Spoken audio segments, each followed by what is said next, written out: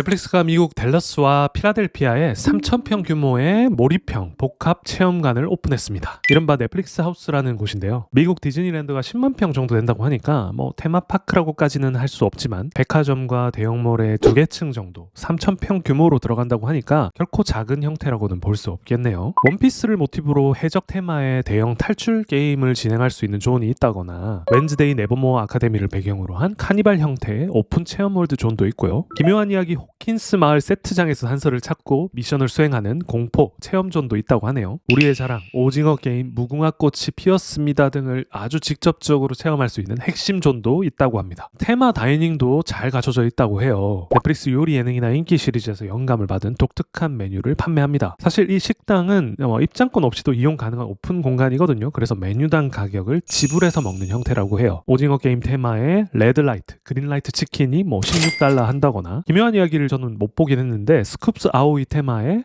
버터스카치 썬데이 $12에 제공되는 형태라고 합니다. 그 외에도 굿즈샵, 몰입형 VR 게임존 같은 게 있어가지고 흥미롭게 시간을 꽉꽉 채워서 보낼 수 있게끔 존을 구성했다고 해요. 그렇다면 넷플릭스는 왜 이런 대규모 복합 체험관을 오프라인에 이렇게 오픈하게 되었을까요? 예상하시겠지만 아무래도 락인 효과 때문이라고 볼 수 있을 것 같습니다. 넷플릭스 하우스 자체 입장은 무료라고 해요. 그러니까 누구나 예약 없이 방문하여 각종 체험을 유료로 하는 구조인 거죠. 입장은 무료로 하되 메인 체험 같은 경우 $39부터, 그리고 VR이나 미니게임은 $15에서 $25, 그리고 식당 음식은 앞서 말씀드렸던 것처럼 개별로 먹고 마시는 형태인 거죠. 이 형태의 모델만 보면 기존 넷플릭스 구독자라고 해서 뭔가 금전적 혜택, 할인 같은 걸 주는 형태는 아닙니다. 새롭게 만들어진 오프라인에서 혜택을 줘가지고 기존 구독자를 유지하겠다는 락인 전략은 아닌 거죠. 오히려 넷플릭스 하우스는 경험의 확장을 통해서 락인을 시키겠다라고 하는 걸로 좀 봐야 되지 않을까 싶습니다. 스트리밍 서비스의 가장 큰 약점이라고 할 수 있는 건 언제든지 그냥 해지할 수 있다는 아주 가벼운 연결에 있죠. 근데 넷플릭스 하우스에서 오징어 게임의 계단을 직접 걷기도 해보고 기묘한 이야기 속 거실에서 뭔가 사진도 한번 찍는 경험을 한 시청자다라고 하면 좀 달라지겠죠. 단순히 그냥 온라인에서 해지해버리는 이용자에서 팬으로 승격시킬 확률이 높아질 것입니다. 팬이 된 사용자는 단순히 볼 게 없다고 해서 뭔가 구독을 쉽게 끊진 않을 확률이 높아지는 것이죠. 쉽게 생각해보면 우리가 디즈니 영화를 단순히 스크린이나 TV를 통해서 볼 때 하고 디즈니랜드에서 하루를 가족이나 친한 사람들과 뭔가 흠뻑 경험하고 났을 때 디즈니 IP에 대한 충성심은 수치로 환산할 수 없지만 아주 다를 거지 않습니까? 넷플릭스도 바로 이 지점을 노리기 위해서 경험을 확장하는 형태로 하우스를 열게 된 것이죠. 개인적으로는 온 오프라인 통합 데이터를 기반으로 좀 더 개인화, 초개인화로 접근한다는 것도 굉장히 중요한 점이라고 저는 생각이 되더라고요. 넷플릭스 하우스 내에서의 활동 데이터, 예를 들면 어떤 굿즈를 사는지, 어떤 체험관에 줄을 섰는지를 트래킹을 할 것이고, 이걸 온라인 시청 데이터와 결합할 가능성이 높아 보입니다. 가령 오프라인에서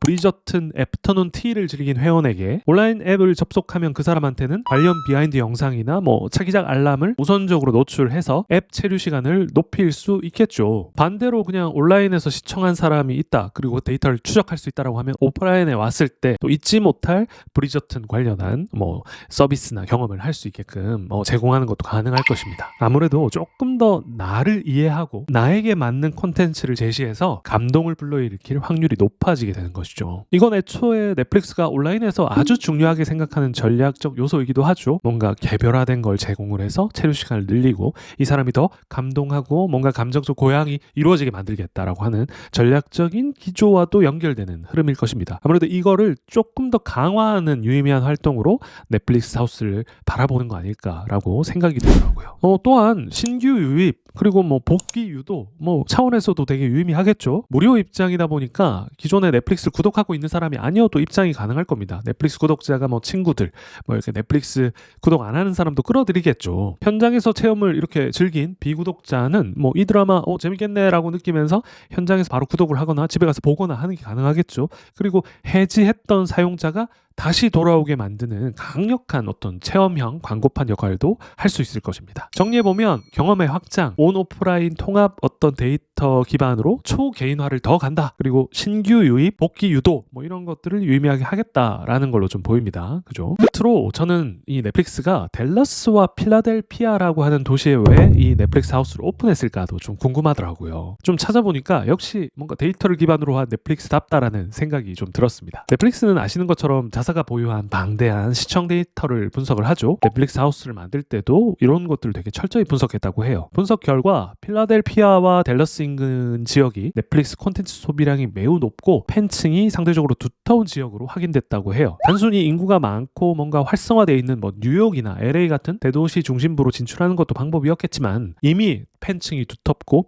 뭔가 가족 단위, 중산층이 거주가 밀집되어 있는 이런 교외 지역을 공략함으로써 가족 단위 고객과 지역 팬들을 더 공고히 다져가겠다라고 하는 전략이 깔려 있었던 것이죠. 생각해봐도 이게 납득이 되는 게 상대적으로 즐길 거리가 뉴욕이나 LA 뭐 이런 한복판보다는 상대적으로 좀 한적한 도시일수록 그게 덜 할 거잖아요. 가족 중심으로 뭔가 한 번씩 나들이 간다라고 하면 대형 몰이나 뭐 백화점 나들이 즐기겠죠. 그때 이렇게 가서 가족끼리, 친구, 연인끼리 즐기고 돌아와오면 이제 집에서 TV 보는 게 이제 주로 노는 것일 테니까 요 타겟을 딱 다져가겠다라고 하는 게 보이는 것 같아요. 실제로 필라델피아의 킹 오브 프러시아 몰이나 댈러스의 갤러리아 달러스라고 하는 이 핵심 쇼핑 명소라고 하더라고요. 이 진출한 지역 자체가 로컬 사람들이 어떻게 보면 허브를 만들겠다라고 하는 매우 선명한 전략이었던 거죠. 임대료 부담도 상당히 뉴욕이나 LA에 비해서는 덜 했을 거고요. 그죠? 구독 모델에서 사실 가장 중요한 것이 어찌 보면 구독자 유지와 신규 구독자 유입일 텐데 상대적으로 뭔가 충성도가 낮다라고 보이는 OTT 브랜드 사이에서 자체 브랜드의 충성도를 높이려는 활동들은 아주